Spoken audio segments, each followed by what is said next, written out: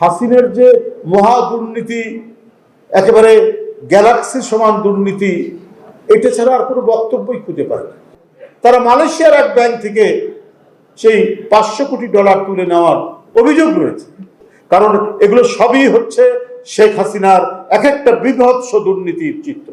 বাংলাদেশে তার যে দুটি পাসপোর্ট, সেই দুটি পাসপোর্ট, একটা কূটনৈতিক পাসপোর্ট, একটা জেনারেল পাসপোর্ট, দুটোই বাতিল করেছে। আপনি যে উন্নয়ন করেছেন কি বাপের বাড়ির টাকা দিয়ে?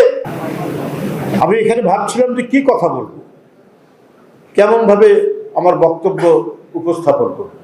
কারণ যেখানেই যাই শুধু ঘুরে ফিরে হাসিনের যে মহা দুর্নীতি, একেবারে গ্যালাক্সি সমান দুর্নীতি, এটা ছাড়া আর কোনো বক্তব্যই খুঁজে পাই না।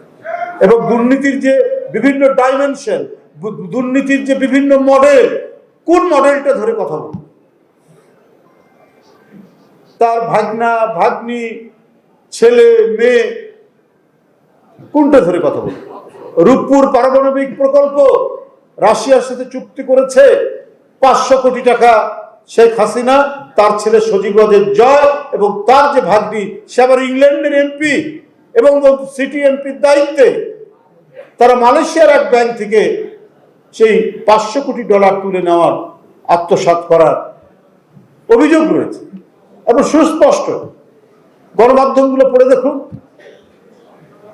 তাহলে কোন জায়গা থেকে ধরুন? টিউলিপ লেখাপড়া করেছে ইংল্যান্ডে একজন এমপি, একজন জনপ্রতিনিধির 1 টাকা 1 পয়সা দুর্নীতি, এটা একটা স্বপ্নের বিষয়। কিন্তু তার জিন হচ্ছে বাংলাদেশের শেখ পরিবার। ওখানে লেখাপড়া করে এমপি হওয়ার পরেও তার জেনেটিক্যাল যে লাইন, এই লাইন সে ক্রস করতে পারেনি বলেই এই অভিযোগগুলো তার উপরে বেরিয়ে আসছে। শেখ হাসিনার বিশ্বস্ত একজন ব্যবসায়ী, সে ফ্ল্যাট কিনে দিল একবার খুব অভিজাত পাড়া, এবং আরেকজন আইনজীবী, সে তার ছোট বোন রূপন্তীকে একটা ফ্ল্যাট কিনে দিল। আবার সেই ফ্ল্যাট রূপন্তী টিউলিপকে তার পরিবার সহ থাকার জন্য ব্যবস্থা করে দিল। তাহলে এখন লন্ডনের সব পত্র পত্রিকা, ইংল্যান্ডের বিভিন্ন সংবাদ মাধ্যমে এই কথাগুলো আপনার যে বেরিয়ে আসছে, ওখানে মানে জার্নালিজম তো অত্যন্ত শক্ত জার্নালিজম। ওখানে হঠাৎ করে কারো বিরুদ্ধে কোনো অভিযোগ দিয়ে সংবাদপত্র লিখতে পারে না, কিন্তু সেখানে লেখালেখি হচ্ছে। কারণ এগুলো সবই হচ্ছে শেখ হাসিনার এক একটা বিভৎস দুর্নীতির চিত্র। সে চিত্রের আমরা কখনো লন্ডন, কখনো নিউ ইয়র্ক, কখনো জাপান, কখনো মালয়েশিয়া, কখনো দুবাই, বিভিন্ন জায়গা থেকে একটার পর একটা নিউজ আসছে।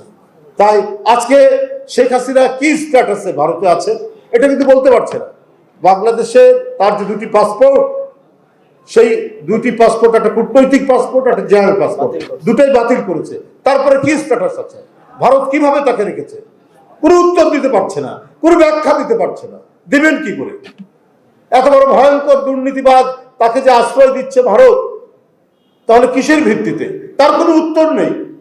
কিসের দেশপ্রেম, কিসের বাংলাদেশের উন্নয়ন? এগুলো সব চাপাবাজি করে গেছে, মিথ্যা কথা বলে গেছে, ফেরেববাজি করে গেছে। কিছুই ছিল না, শুধু উন্নয়নের।